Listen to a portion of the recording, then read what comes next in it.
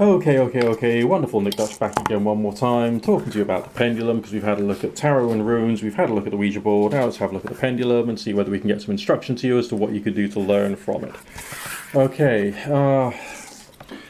the way I understand it, the pendulum is a idiomotor device, idiomotor, which means that there is something happening in the mind, which then creates a physical movement of your limbs, which then makes your pendulum swing around. And I'm going to demonstrate it today using this rather crap piece of costume jewellery made of cheap aluminium or some similar low-cost alloy, which has a symbol on it which scares some people and makes other people very happy. That's all I'm going to do. Okay. Now what we have here in front of me now is a training chart. Very poorly drawn, as you can see, because I don't care and nor should you. Right, we got the spiral going around one way from the inside out. We got a spiral around here going the other way from the inside out. So what we could do is we can try and train ourselves to holding the pendulum appropriately. Some people have their elbow on the table, some people raise it up. I believe that raising it up will provide more movement of the arm itself. So I can hold my little pendulum over the circle, over the symbol, and see if me just focusing on that feeling of movement will actually make it move. Yeah, okay, that's fine. And the other one.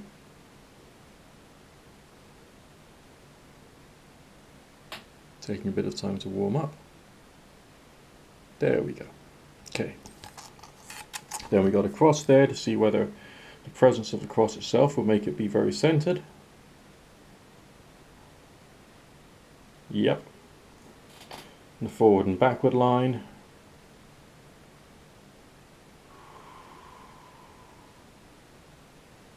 Okay.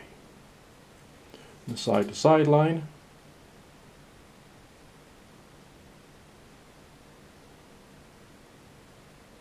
This one's taking a bit of time to get ready. There we go. So what you got there is different forms of movement. Spiraled in one direction or circled in one direction, circling in the other direction, staying perfectly still, moving forwards and backwards, moving left and right. Then you have to decide how your idiomotor effect is manifesting itself through the pendulum. So you can ask the pendulum questions, talk to it. Obviously by yourself when you're alone and no one's watching, otherwise everyone will think you're a lunatic. But you can ask it a question, see how it responds. So you ask it questions which you have a known answer for. Am I tall? Am I man? You know, whatever. And then see what reaction it gives you. Then it'll tell you what the yes is, or what the no is, depending upon what your question is and what's actually true.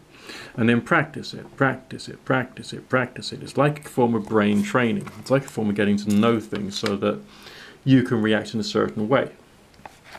Then the other thing that comes along is these various pendulum charts, which are all over the place, ubiquitous, and you can print them out for free, or Google Images, whatever, and they can give you more information, possibly. Remember, this is an idiomotor experiment. It's not a hard and fast thing. You know, there's two types of extremes in this world. There's those who think they're 100% right and are very strong with their opinion about what is true. And then you got people on the other side of the spectrum like me, who spend all their time asking questions and don't come out with hard and fast truth claims, because essentially we know that's morally reprehensible. Alright, so let's say I just had a look at my own well-being and I've decided that maybe there's something wrong with my vitality levels. Then I could scan over the chart and see where at what point the pendulum makes a bigger move and try and give myself a number. Okay, maybe 65%. So maybe I'm only 65% vital and I need to bring it up somehow. And then it'll be a question of maybe asking the pendulum what I should be adjusting. And for that reason, you can then go onto a chart like this and do the same thing with colors, with chakras, and work out which one's overactive and underactive from that. And then you can use something like Radionics technology or remote Reiki in order to try and bring your energy field back in balance. That's the hypothesis. Okay, my personal theory is you do precisely everything the doctor tells you. You do everything you can from alternative and complementary health as well. Your diet, nutrition, exercise, sleep, herbs, supplements, you name it. and also just generally looking after yourself. And then on top of that, you then add your spiritual healing and Reiki. That would be my way of doing things. Maybe it's not yours, I don't care. This is me telling you my way and my attitude. And just it says in the book of Proverbs in the Bible, every man's right in his own eyes, so maybe I'm right. But maybe I'm also wrong. And then there's also this theory of the Bovis scale, whereby there's a number for balanced energies working well, very strong energy over in this corner here, and very, very high. But then we've also got to discuss the issue of perception and how you're delivering your perception. Like when I'm doing a tarot reading, I tend to ask people, what aspects of life do you want me to focus in on today? That then gives me a particular area of life, so to speak, which would be in mystical language, what area the Akashic records, or what's it, the universal consciousness or the universal knowledge that I should be focusing in on at that time in order to try and find a way of getting clarity and positivity to my clients. So the same should be true, one would assume, when you're doing pendulum dowsing. As I say we should assume, because that's all we can do, really. There's nothing hard and fast in this, because there's too many things that we don't know. So let's say you were just doing water divining. You'd have to think about water. You'd have to think about what water feels like. You'd have to think about what you expect to get from water. You'd have to think about where it could be located and whether you're actually choosing to douse or divine in the right area, sort of thing. But it would always be thinking about water and the signature of water and the energy given off by water and thinking it through. So if you wanted to then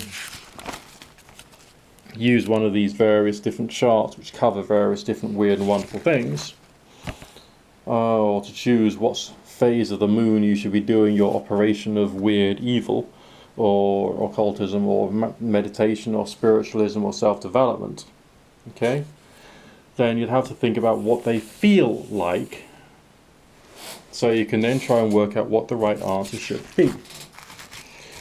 If you wanted to do this from a medical diagnostic standpoint, I would caution you not to, because we rely upon doctors and naturopaths and healthcare practitioners of all different types, as well as the complementary health world and all the other things I've already mentioned, you know, diet, nutrition, exercise, sleep, herbs and supplements, cleanses, juice fasts, whatever it is that you're into, okay? I'm into what I do, you into what you do, that's fine.